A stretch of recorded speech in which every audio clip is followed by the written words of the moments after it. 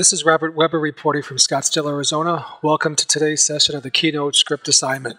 In today's session, we will go over the requirements and necessary elements to perform a successful website usability testing session.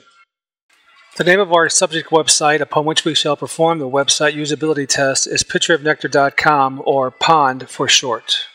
Specifically, we will be testing the website target elements of search and contact, which can be derived from a simple click via the POND homepage. The trick is to observe the how and the where of the affirmed casual subject user who spots for the first time and then hopefully clicks upon the hyperlinks set up by the website developer team that point to the respective target events of search and contact.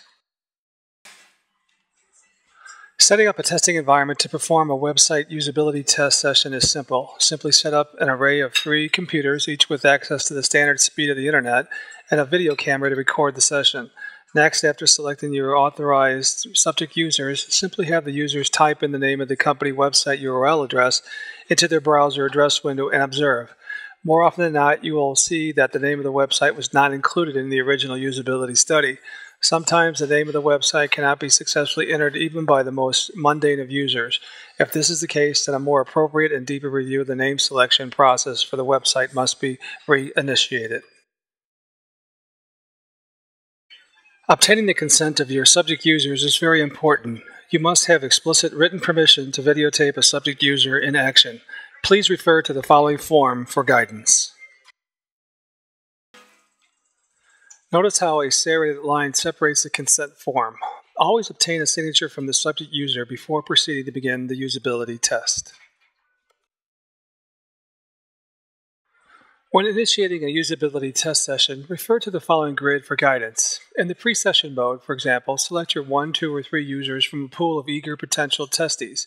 Be sure to have your testee sign his or her permission for giving the facilitator the explicit right to record both the voice and the video of the upcoming usability test session.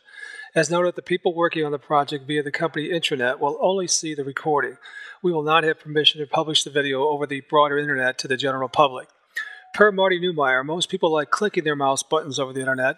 What most people do not like to do over the internet is wait. Therefore, the most important measure of the success of our website will be how quickly our test subjects can make do of the task to either search for a keyword via the website or locate the contact information of the subject company via their website.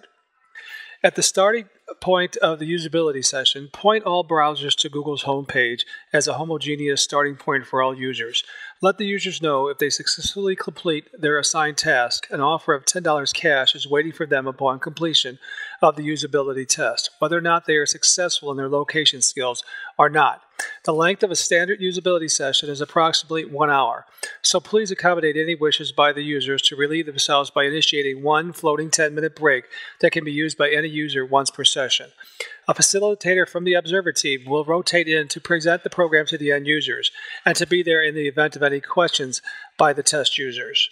While the testing is in session, observers may rotate in via the viewing room to catch and record manually any notes from their observation of the sessions.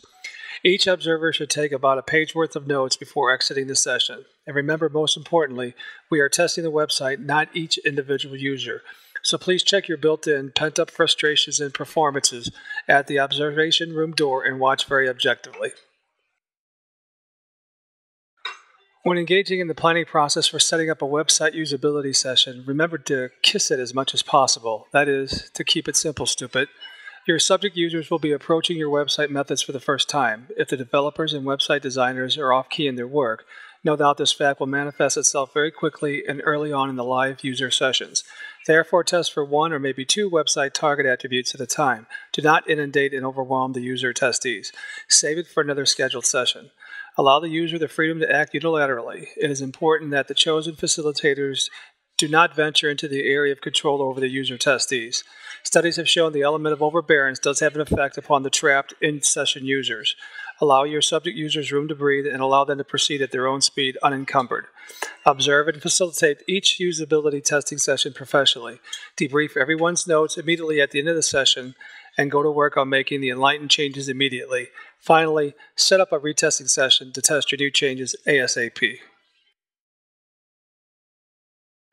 Please review the accompanying script and list of content picture citations at the following Google Doc URL. A permanent link to the now mounted YouTube video of this session is located at the Author Notes section of the cover page of the aforementioned report, accessible via this link. There is also a sample usability facilitator script for a live usability testing session located in the exhibit section of the report as well.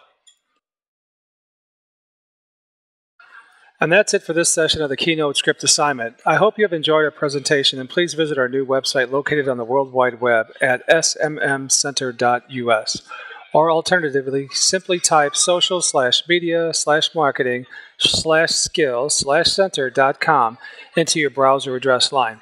Thank you for watching, and goodbye for now.